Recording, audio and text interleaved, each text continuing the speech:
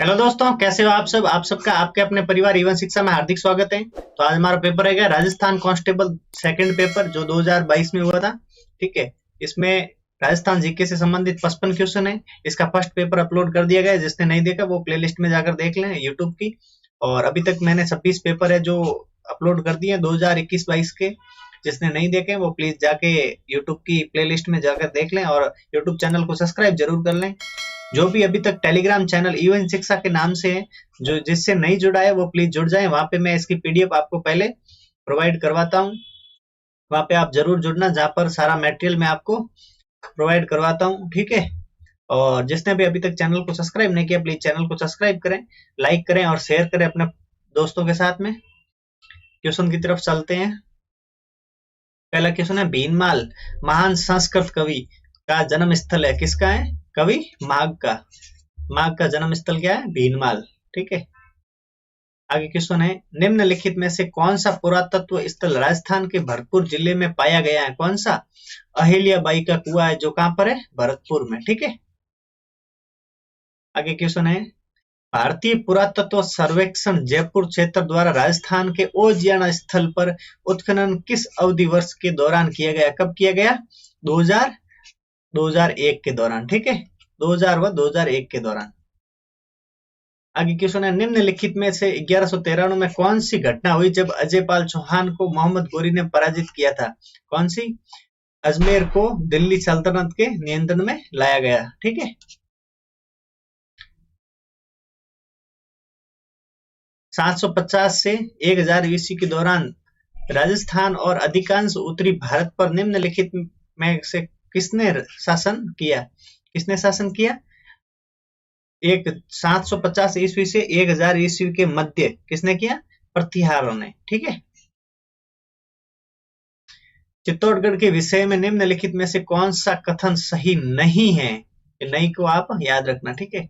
इसके ऑप्शन एक यहाँ पे, बाकी वाले अगले पेज में। ठीक है। बप्पा रावल सिसोदिया राजवंश का संस्थापक थे। ठीक है। बप्पा उनके वंशजों ने चित्तौड़गढ़ पर 16वीं शताब्दी तक शासन किया। ठीक है। ये तो सही है बिल्कुल। आगे चलते हैं। आगे तीन ऑप्शन और है। यह एक जलाशय है और वर्तमान में भीमलत के नाम से जाना जाता है। बिल्कुल। 15वीं शताब्दी में यह मौर्य राजपूतों द्वारा शासित था और 1568 ईस्वी तक मेवाड़ की राजधानी बना रहा। मेवाड़ ने तब अपनी राजधानी को उदयपुर स्थानांतरित कर दिया। बिल्कुल सही बात है।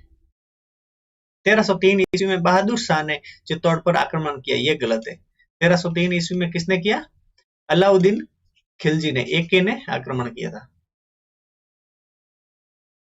1960 में जयपुर में वर्धमान स्कूल की स्थापना किसने की? किसने की? अर्जुन लाल सेठी ने। इंपॉर्टेंट क्वेश्चन है और जरूर अपनी नोटबुक में नोट कर लेना। बिजुलिया किसान आंदोलन के विषय में निम्नलिखित में से कौन सा कथन सही है? सही का पूछा है। ठीक है। तो इसमें किसका है? इसमें नेतृत्वकर्ता कौन थे? साधु सीताराम दास। 1857 में नहीं है, 1897 से स्टार्ट हुआ और 1941 तक ये चला। ठीक है।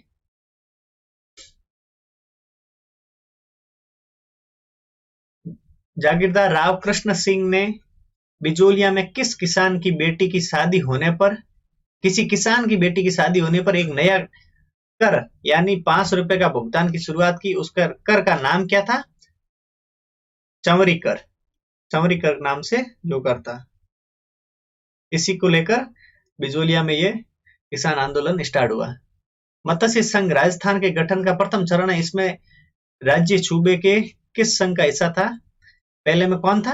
ए B C D. Alwar, Bharatpur, Karauli, Dholpur. Alwar, Bharatpur, Dholpur और करौली। ये सही होगा।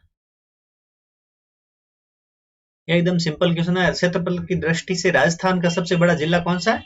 ये तो आपको पता होगा, जैसलमेर। और सबसे छोटा धौलपुर, जो क्वेश्चन आ चुका है। राजस्थान की सबसे ऊंची चोटी गुरु शिखर की ऊंचाई लगभग कितनी? एकदम सिंपल क्वेश्चन है, 1722। और मैंने ये चोटियां पूरी करवा रखी ट्रिक सहित। जिसने नहीं देखी वो प्लेलिस्ट में जाकर ज्योग्राफी क्लास में देख लें। ठीक है। यूट्यूब पर ही अपलोड कर दी गई सारी। निम्नलिखित में से कौन सा प्रभाग राजस्थान की स्थलाकृतिक प्रभाव नहीं है? अरावली और पहाड़ी क्षेत्र है, थार और शुष्क क्षेत्र है, विंध्य और मालवा सहित का पठार भी है, लेकिन पश्चिमी और पूर्वी घाट नहीं है। ये नहीं है, डी आंसर। राजस्थान के मरुस्थल के विषय में इनमें से कौन सा कथन सही है? सही है का पूछा है। राजस्थान के रेगिस्तान में जैसलमेर, बाड़मेर, बीकानेर और जोधपुर शामिल है। बिल्कुल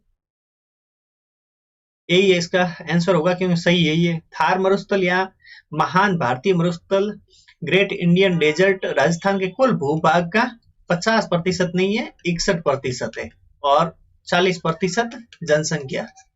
ये डाटा आप याद रखना है ना। राजस्थान के मरुस्थल जो थार का मरुस्थल का एक बड़ा भाग है, भारत का तीसरा सबसे बड़ा नहीं, भारत का तो फर्स्ट ही है, एक ही तो मरुस्थल है। राजस्थान का मरुस्थल ग्रीष्म काल में बहुत गर्म हो जाता है और यहाँ तीव्र जलवायु का अनुभव होता है, जिसमें औसत वार्षिक वर्षा 10 सेंटीमीटर नहीं, ये गलत है, यही ठीक है। राजस्थान जैविक विविधता नियम किस वर्ष तैयार किए गए? जैव विविधता से संबंधित है, जो 2010 में किया था। यही क्वेश्चन पिछले पेपर में भी पूछा गया था, ठीक है। जिसने सब्सक्राइब नहीं किया प्लीज वो चैनल को सब्सक्राइब जरूर कर लें। निम्नलिखित में से कौन सा 3162 किलोमीटर के क्षेत्र में फैला हुआ थार मरुस्थल के पारिस्थितिकी तंत्र और इसके विविध जीवों को उत्कृष्ट उदाहरण है? कौन सा है यहाँ पे? जैसलमेर का मरुभूमि राष्ट्रीय उद्यान, ठीक है, इंपॉर्टेंट है। देश के कुल तांबे के संसाधनों में राजस्थान का हिस्सा कितना प्रतिशत है? 54%, ठीक है। निम्नलिखित में से कौन सा राजस्थान में स्थित महत्वपूर्ण सीसा जस्ता सांधी के भंडार में एक है? कौन सा है सीसा जस्ता सांधी का भंडार? रामपुरा, आगूसा और पुरबनेड़ा जो भीलवाड़ा में, ठीक है, यही होगा इसका आंसर। 2011 की जनगणना के अनुसार राजस्थान की कुल साक्षरता लगभग कितनी है? 61.11।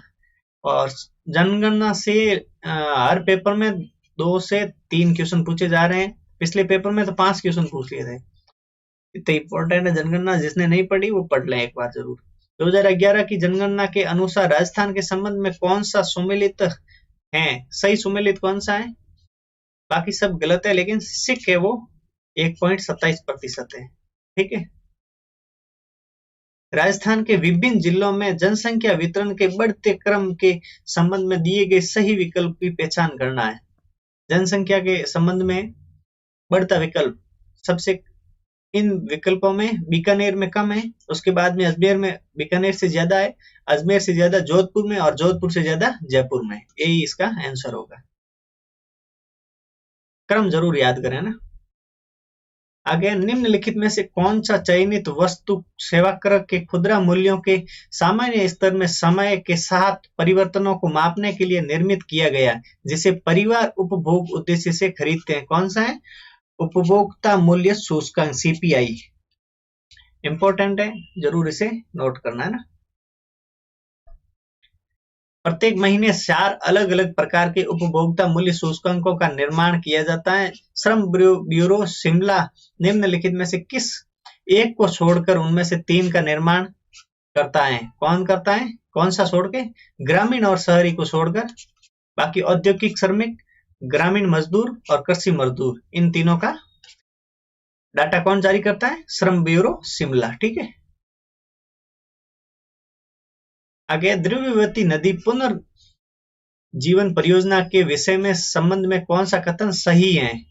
कौन सा कथन सही है? इसका उद्देश्य शहर के घटते भूजल को पुनर्जीवित करना, ठीक है, ये इसका आंसर होगा।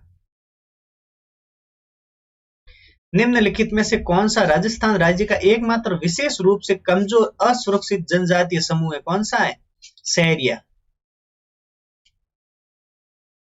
2011 की जनगणना के अनुसार राजस्थान में अनुसूचित जनजातियों की जनसंख्या लगभग कितनी है? 92.38 लाख, 13.5%। ये 13.5% याद रखना साथ में। विधवाओं के पुनर्विवाह को प्रोत्साहित करने की दृष्टि से राजस्थान राज्य सरकार ने विधवा पेंशन पाने वाली या विधवा पेंशन की पात्र विधवाओं को पुनर्विवाह के अनुदान देने की योजना प्रारंभ की है। यह अनुदान राशि कितनी है? ये कितनी है? 15,000 रुपए। राजस्थान राज्य को निर्मित करने के लिए कितनी रियासतों ने एकीकृत किया गया? कितनी? 19 रियासतों ने। इंपॉर्टेंट है। 19 प्लस 3 प्लस 1, 3 ठिकाने और एक केंद्र शासित प्रदेश।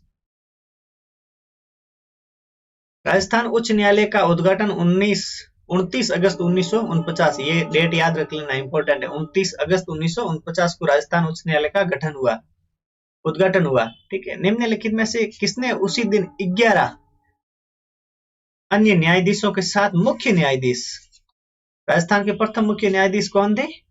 न्यायमूर्ति कमलकांत वर्मा। इंपॉर्टेंट है। और उस टाइम 11 अन्य मुख्य न्यायाधीश थे। ठीक है, अन्य न्यायाधीश थे। आगे क्वेश्चन है, मानव अधिकार संरक्षण आयोग अधिनियम 2006 के प्रावधानों के तहत राजस्थान राज्य मानवाधिकार आयोग अध्यक्ष के अतिरिक्त कितने सदस्य थे? इसमें कितने सदस्य? 2, 1+2, एक अध्यक्ष और 2 सदस्य। आगे राज्य निर्वाचन आयोग SCE, राजस्थान के बारे में निम्नलिखित में से कौन सा कथन गलत है? यह राज्य निर्वाचन आयुक्त की अध्यक्षता में एक एकल सदस्यीय आयोग है। बिल्कुल। इस आयोग में एक सचिव होता है जो राज्य का मुख्य निर्वाचन अधिकारी होता है। बिल्कुल सही बात है। यह आयोग मानव और बाल अधिकारों से संबंधित है? नहीं, ये तो केवल चुनाव से संबंधित है। यही आंसर होगा इसका। यह आयोग अनुच्छेद 243 ZA के तहत नगर निकायों के लिए भी निर्वाचन करवाता है। नगर निकाय और पंचायती राज। राजस्थान के राज्यपाल श्री कलराज मिश्र के विषय में निम्नलिखित में से कौन सा कथन सही है? तो इसमें सही क्या होगा? वे 2014 से 2019 तक 16वीं लोकसभा के सदस्य थे, MP थे।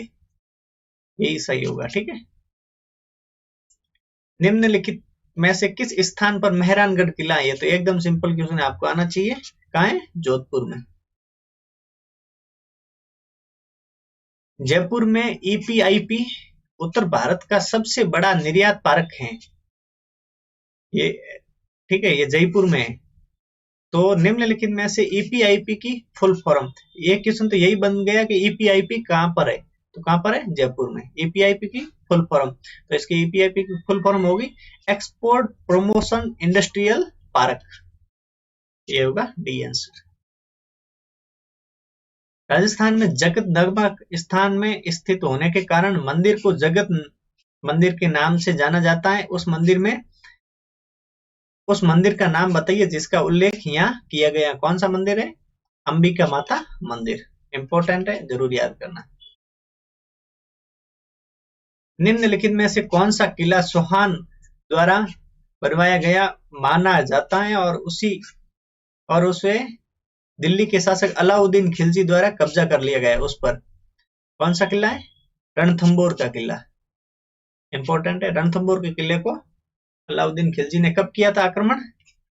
1301 ईस्वी को। ठीक है। और चित्तौड़ पर 1303 ईस्वी को। मोजरी का संबंध है। मोजरी क्या है? एक जूते हैं।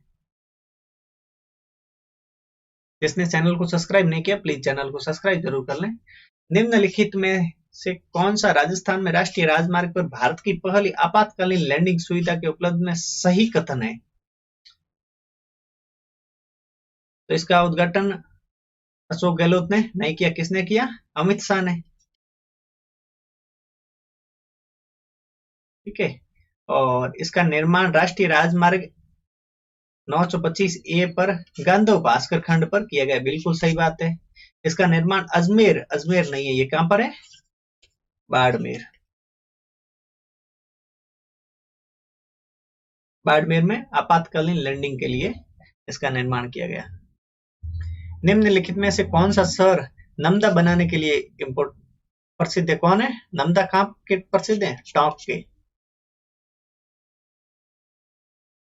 निम्नलिखित में से कौन सा कथन संत दादू दयाल के बारे में सही नहीं है? उन्हें करुणा के संत के रूप में जाना जाता है, बिल्कुल।